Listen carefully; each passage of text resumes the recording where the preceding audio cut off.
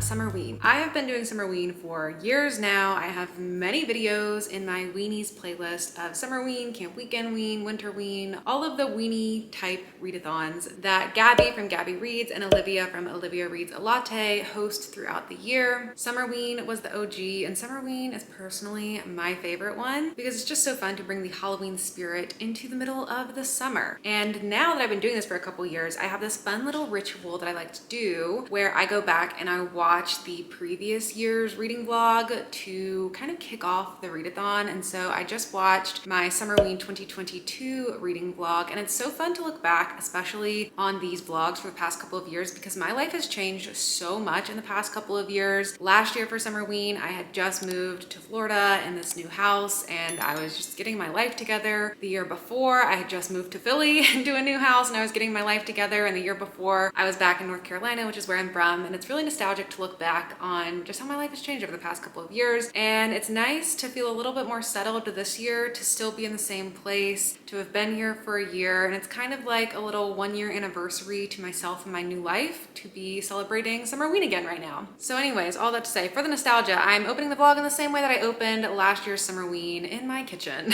And I'm also going to be making lunch. I don't know what I'm gonna make yet. I'm probably just gonna make it after I catch up with you and let you know what I'm thinking for how this Summerween is going to go. So I do plan on making this a more productive Summerween than last year's Summerween. Last year, I only read 2 books, but I did really enjoy both of the books that I read last year, so that was still a success. But this year, I do want to read more, and I'm more settled in life, and so I definitely think I will be able to do that. As per usual with me lately, I use the prompts loosely. I'm probably not gonna hit all of them. These are all of the prompts for this round of Summerween. I'm sure I'll hit some of them, but I'm not gonna go out of my way to try to hit them because it's way more fun for me to just mood read my way through readathons, and that's how I end up having a better time, so that's what we're gonna do. And as for reading plans, I don't really have many. I can tell you about what I'm reading right now, which is what I'm gonna start the video with, and then otherwise, I don't really know where we're gonna go. So let me go grab my book. Okay, so right now I'm reading I Will Find You by Harlan Coben. This is actually my first Harlan Coben, and I just picked it up at a whim. I was in a Target, and I like to watch the shows that are made based off of Harlan Coben's books that are on Netflix. I've seen 3 or 4 of the shows that have been adaptations of his works, but I've never actually read a book from him. And I always have fun with the shows I watch, so I was like, it's probably time to pick up a book of his. And I saw this one recently at Target, and I figured I would just go ahead and pick it up. This is a thriller, and I know that's one of the prompts, so I will end up reading a thriller at least. And it is about this man who is in prison for murdering his son, but he's saying he didn't do it. His son was 3 years old at the time. He was found brutally murdered while the only person home was the dad, and he had been drinking, and people think he blacked out and must have murdered his son. He has now been in prison for 5 years, and he ends up having a visitor come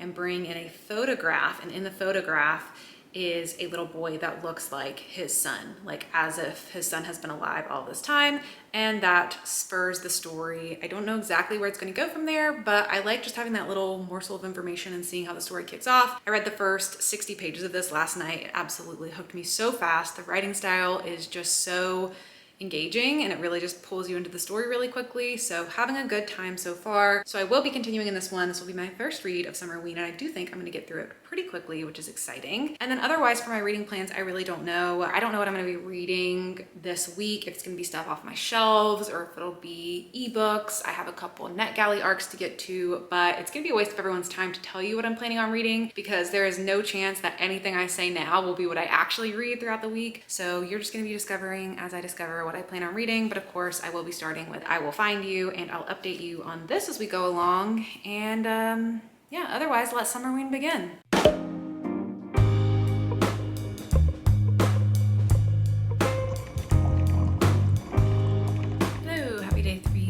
Summerween. I have officially completed my first book of Summerween, which is very, very exciting. I'm going at a nice pace. It is about 1 or 2 o'clock-ish right now, so I still have time to read more today. Moving to my second book, and I feel like I'm already off to a great start. I didn't update you along the way of reading this one any more than my initial first impressions because 1, it read incredibly fast, and 2, I didn't feel like filming yesterday, and then I just finished it all up today. As I said, this was my first Harlan Coben book. I have watched adaptations of his books into Netflix shows, so I kind of knew what to expect generally. He writes more like domestic crime, suspense, thriller type of things. And I really enjoyed this. I think I'm gonna give it a 4-star just because, I don't know, my thriller tastes are really changing lately. I am enjoying more crime fiction, so I could see myself reading more of it in the future, but it does read a little bit just like generic to me, as in there doesn't feel like there's anything particularly special about the plot of it that makes it particularly unique, but I have such a fun experience reading it. This one did all the right things. It was so fast paced. It was so convoluted. There were so many layers to it. And there were a lot of places where I would find myself stopping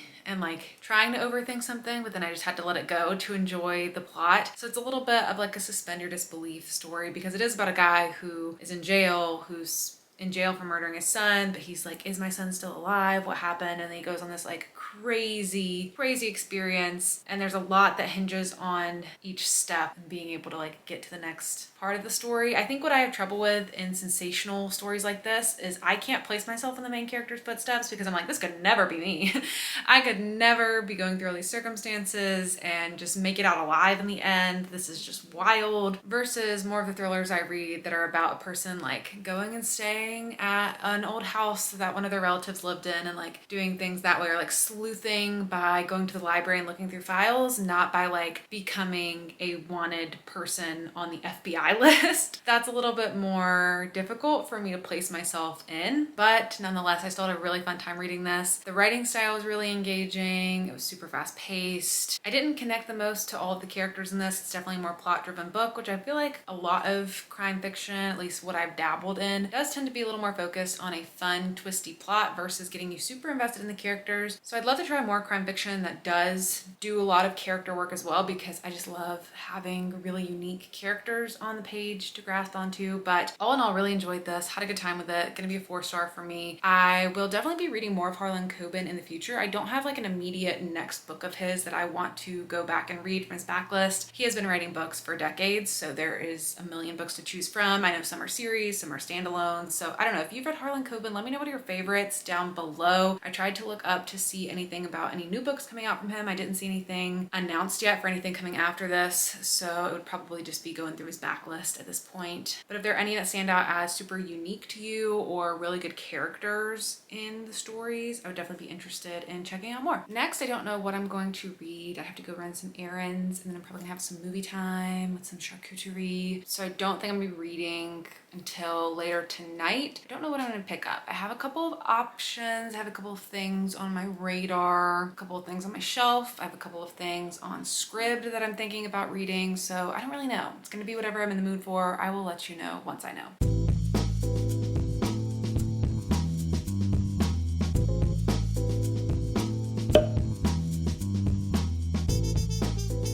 I already don't know what day we're on, but good morning. It is currently absolutely pouring rain. It usually doesn't rain here in the mornings. It's usually like an afternoon kind of rain vibe around here. So it's very strange, but I'm actually really enjoying it. And I just recently got these new lights that change colors. So you can tell it's a little bit like purpley in here. I feel like it's not dramatic enough for you to really know. Let me show you. Whoa. Okay, now that is way too purple.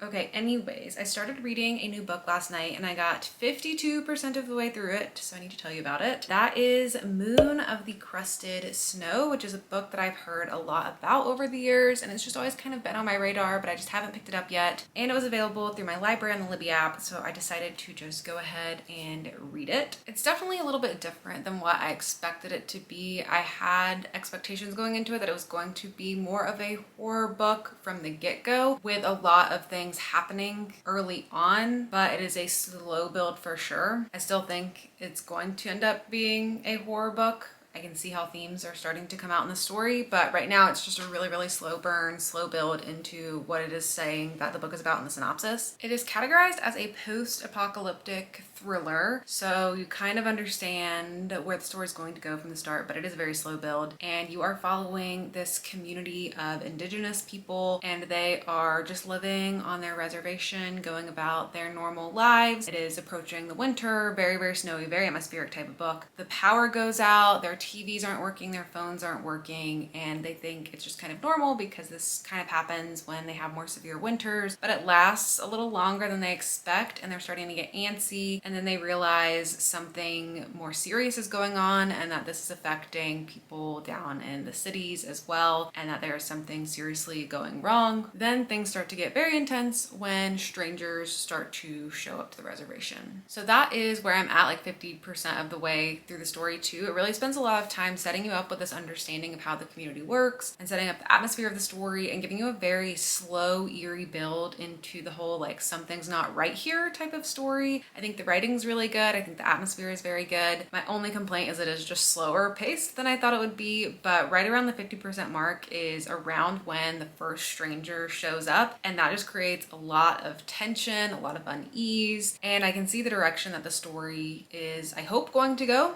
So I'm liking it so far. Just a slower read than I expected, but it's also a pretty short book. It's only a little over 200 pages. I think it's kind of hard to know when you're reading the ebook, but it's reading really quickly, and I do expect to finish that today. So I wanted to tell you about it while I was halfway through so that I can then update you when I'm done with the book. And I would really like to have a 5-star during this readathon. I don't think this is going to be it. I Will Find You was not it. So I'm trying to think of what could be a good 5-star book after this. But also anytime I try to put that expectation on the book, it doesn't really meet that. So again, I don't really know what I'm gonna do. I'm just trying to have fun with the books I'm reading. Even if they're not 5 stars, I am enjoying this one. I enjoyed the first book I read. I just want to feel alive, you know? I really want that 5-star feeling. But yeah, that is it for my update for now. I have to work today. I'm gonna be finishing this book this evening. I'll let you know my final thoughts on it, and then I'll let you know what I'm thinking of reading next. Another day, another book to tell you about. I completed Moon of the Crusted Snow last night and I liked it. So I have had a couple good wins so far. Very good, very exciting. It was not a 5-star for me. Did not give me the 5-star feeling, which I suspected it was not going to. It was a 4, but a 4 is still great and I had a good time reading it. It was just definitely different than what I expected it to be, but it was very good for what it was. I don't really know why it calls itself a post-apocalyptic thriller. I feel like it should call itself a post-apocalyptic suspense or a horror, or you know, a slow burn would be good to put in there as well. So I think if you think it's going to be a post-apocalyptic thriller, which I didn't think it was going to be that, you're going to be really thrown off. But for what it is, I thought it was a very good book. It is a very slow burning, ominous, eerie, unsettling build to something, and it's very much a kind of like a moment in time type of story, but it's got a wider span. It goes through 2 seasons. This book's also set in the fall for the beginning part, which I wasn't expecting, and I know that was one of the prompts for Summerween, so I know I hit another prompt with that. It starts in the fall and then it goes into the winter and then it goes into the spring, and then it flashes forward a couple years as well. But really what the story is about is following this community in the aftermath of a post-apocalyptic situation, but it is not a post-apocalyptic situation that is this big dramatic crazy moment because of the circumstances of their isolation from other communities and just because of the way that they were built to sustain a situation like that. I think this did a really nice job of just really celebrating Indigenous culture and how strong their communities are, the resilience that they have, the connection to the land, their innate sense of protecting one another, and less so focused on the individual, more so focused on the whole in the community. There are definitely some moments where people do get a little more individualistic, but overall in the book, there's a really strong sense of community, which I really, really liked. And I really just enjoyed seeing this particular community go through the situation. I've read a couple post-apocalyptic things or watched a couple post-apocalyptic things to different varying degrees of if they're trying to be these big explosive action-y type of movies or books, and to the ones that are a bit more quiet and subdued. This is definitely a quieter one, and I just really liked it. I think it did a really good job. The only thing I would change if I could is the pacing, because I do think the first half was really, really slow and the second half was more interesting, but also the first half does a lot to set you up for understanding the situation you're in, and it just feels so realistic. I think the author did a really good job just really bringing you into this atmosphere, this tone, this environment, this situation, the unsettlingness uneasiness of things starting to go wrong, but you don't know the degree of just how wrong they're going to be. And it really reminded me a lot of the COVID times when COVID first started, and you're like, okay, we're gonna be quarantining for 2 weeks, and then everyone's gonna go back to work and everything will be normal and everything will be fine again. And then 2 weeks pass and it's not quite normal yet. You're like, okay, maybe a couple more weeks. A couple more weeks pass and you're like, maybe a couple more months, and you're just like so uncertain of what the end is, if there even is an end, if life can ever go back to normal, or if the normal that you knew was gone. And also the way this book took that as not even a metaphor, but like another example of situations that Indigenous people have been in before, being displaced from their own land and their own communities. I mean, it was super well done. The only reason it's not a 5 is because it just didn't hit on that pacing fully for me. I think if the first half would have been shortened to like the first 25%, and then I could have gotten a little bit more in the middle and the end portions, and even a little more eeriness with what starts to be developed with the people coming in and what is clearly happening, I think it could have been a 5. It was very close to a 5. So anyways, that was Moon of the Crusted Snow. I also found out there is another book coming out, and it is a sequel to this, a flash forward, I think 10 years in the future. And I think I would read it. If it comes out soon enough that I can still remember this book, I would read it. But sometimes I have trouble with series. If they're not all out, then it's difficult for me to read. But if it was out right now, I would read it like in the next 2 months. So I'm gonna keep my eye out. I might pick it up when it comes out. But yeah, that was Moon of the Crusted Snow. Today is Tuesday, so I still have today, Wednesday, and Thursday for reading, and I can't really decide exactly what I want to do with all of that time, because so far I've read 2 books, and I think realistically in 3 days I'm gonna be able to read like 1 more full-length novel or 2 shorter books. And I can't decide which path I want to go, because what's really calling to me is None of This Is True by Lisa Jewell, which is a longer novel. I think it's like 380 pages. I have an e-arc of it on NetGalley from the publisher, and I really feel like it's about time to read that one. It's really calling to me, and I'm thinking a fast-paced thriller might be good. But I also did have another fast-paced thriller already, because I Will Find You was kind of like that. So I'm like, should I read a really dark horror book?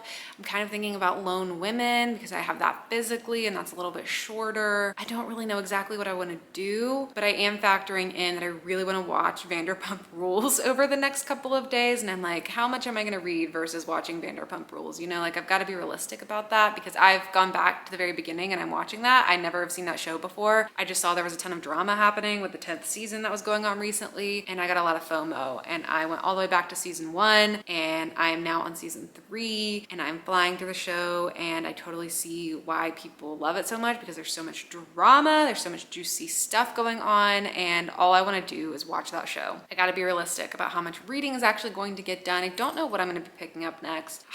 I don't know. There's so many options, so many options. I don't know what I'm gonna do. It's going to just have to be a game time decision when it gets to my reading portion of the night, what I decide to pick up. So I'll let you know when I know.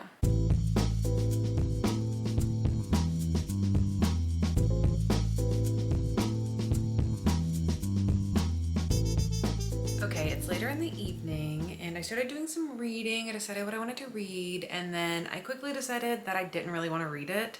So I had a very quick DNF, and that was Lone Women, which is really upsetting because I was looking forward to this book. When I very first heard about it, I was intrigued by it, but I was also cautious because I'm not usually drawn to historical books, and I just had a feeling that I wasn't going to love it just based on the synopsis of it.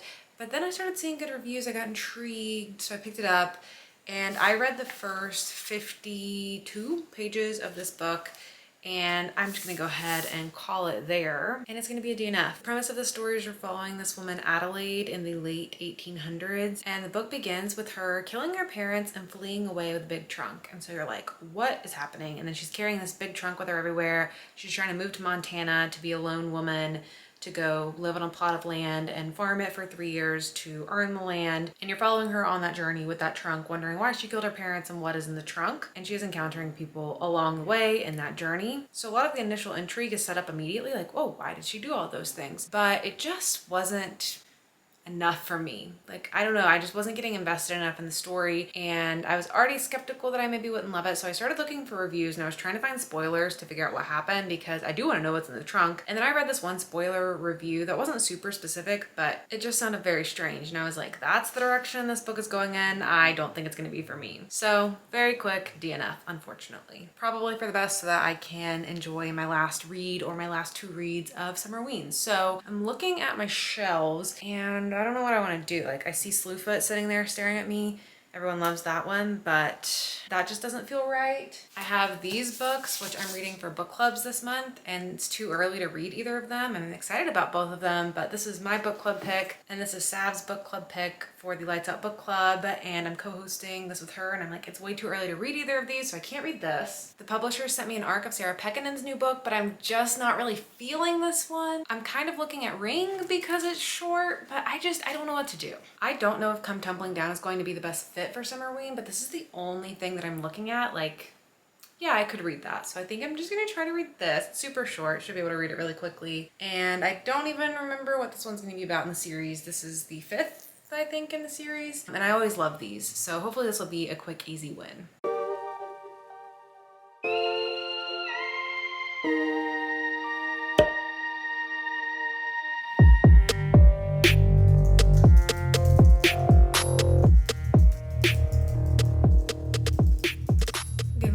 We are now approaching the final countdown of Summerween. We have 2 days left. 2 days to get as much reading done as we can, but also to enjoy ourselves. I did start Come Tumbling Down. I almost called this Castles Crumbling because I have been listening to Speak Now, Taylor's version, and the vault tracks, and this, I just was like, Castles Crumbling. Yeah, that's what this book is. No, this is Come Tumbling Down. But side note, Speak Now Taylor's version did come out the first day of Summerween, which I thought was gonna be a lot more distracting for me than it was. I am not a Speak Now girly. It is just not my album. I don't dislike the album, but it's definitely like my least 3 favorite albums of hers, probably. I mean, I still like it for sure. I like all of Taylor Swift's albums, but something's gotta be the least favorite, and Speak Now is down there. It has some really good songs, but as an album, I'm just past it at this point, and I'm not super nostalgic for that period. I was a lot more nostalgic for Red TV. Like, that was my time in when that first came out all the years ago, and so that was really nostalgic for me. This one, I'm like, yeah, I like it, but it hasn't been super distracting. But if you're curious, if you want to know how I thought about it, I do like it. I do agree with most people. It does sound different and less emotional than we were expecting, and I'm struggling with some of the more emotional songs that I really do like Last Kiss. Just feels different, you know. I just don't feel the heartbreak in it quite as much. I'm sure I'll get over it because I'll listen to her versions instead of the old versions, but I have been dying for I Can See You, the vault track. I freaking love it. The first time I heard it, I was like, what is this? Why is this on Speak Now? I don't know, but it's amazing.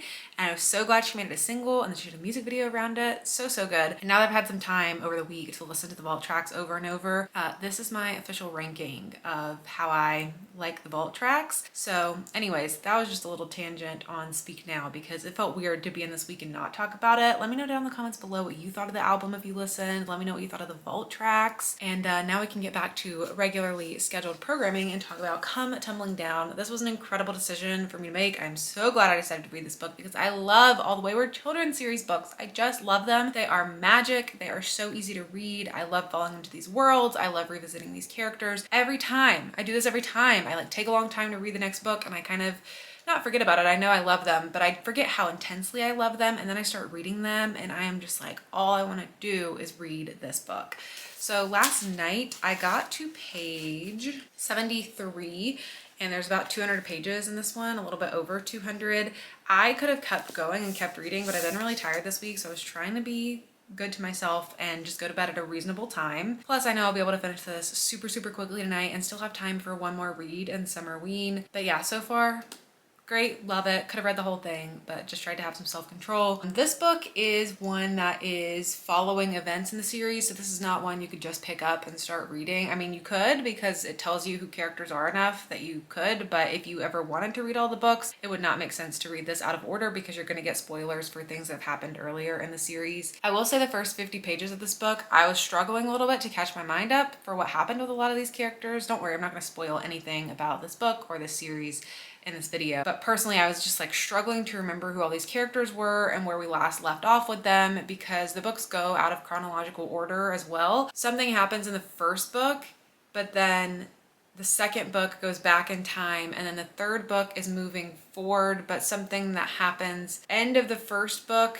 hasn't happened yet in the fourth book, and like it's just a little bit confusing to keep track of. And so I had to refresh myself a little bit, but now that I am a little deeper in the book, it's just reading really fast again. I'm fully into it, and I'm really excited about the premise of this one. It's following some of my favorite characters in the series. As for is it spooky, does it fit Summerween? Kind of. Some of them are spookier than others. The fourth book in the series was kind of gothic-y. The second book was kind of gothic and spooky with vampires and Frankenstein type creatures. This one follows characters who have lived in the moors. The moors is this fantasy land that is like really dark and creepy, and so I think this fits for Summerween actually. This actually worked out, and I will definitely be flying through it tonight after I finish work. And then what I'm going to read next is still up in the air, but I have a couple ideas, but I will let you know when I get to the end of the book, and we'll talk about what book I want to close out the readathon on. Hello friends, I have good news and bad news and sad news.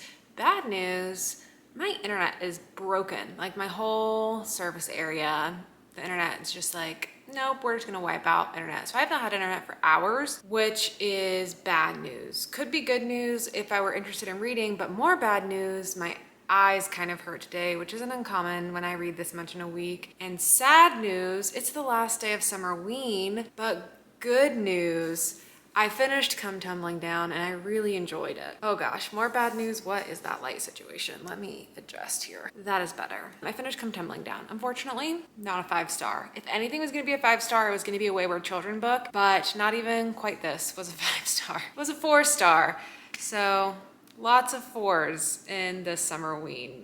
Very strange. That is also what happened last year. There's something about Summerween where I just get only 4-star reads exclusively. I don't know what is up with that, but it is better than hating books, so I'll take it. But I do really want a 5-star, but it'll come eventually. I won't talk too much about this because it is a part of a series and you know, there's spoilers for events, but overall, it's another quest story. It's the second quest story in the series so far. The only other book that was not a 5-star for me was a quest story. Quest stories aren't really my thing, and I particularly didn't love the pacing of this one, but I love the characters, I love the vibes, and it was just whimsical and fun to read, as they all are. So it was a 4-star. It was still a really good time. Just not quite a 5-star for me. And also I was looking to see what the next book is in the series, and the next one is the Horse Girl book, which I have not been excited about.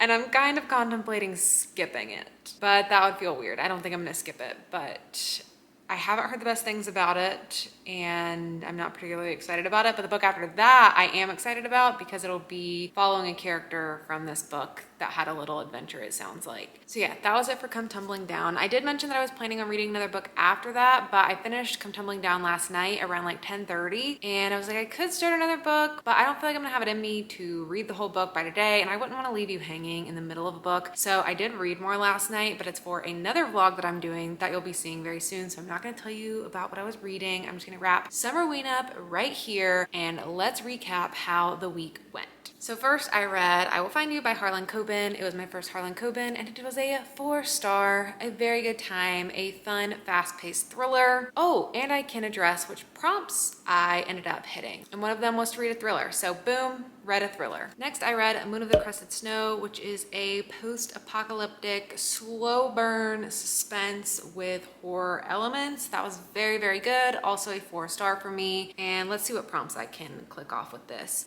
It was a book that took place in the fall. There was a whole section set in the fall. And I'm also going to go ahead and tick off Read a Book in the Dark because I read all of these books in the dark at some point or another. And then I tried to read Lone Women, but this ended up being a DNF for me. I got 52-ish. I got 52 pages in, and it just was not for me. Does this book have orange or black on the cover? It definitely has, I don't know if this is like a brown, but it looks black, right? Like we're gonna call that black. So I did read part of a book with black on the cover. And then finally I read Come Tumbling Down by Shauna McGuire, which we just talked about, a 4-star, a good time. And the last prompt is to read a manga graphic novel or a novella, and this is a novella. So somehow, despite me not trying. I did complete all the prompts for Summerween and I had 3 4-star reads and only 1 DNF, which is a pretty successful week in my book. Let me know down in the comments below how your Summerween went. Let me know what you read, if you had any new favorites come out of Summerween, or just what your favorite thing that you did during Summerween was. As always, it was a great time for me and I cannot wait for the next one. But that is it for me. Thank you so much for watching and I'll see you all in my next video. Bye.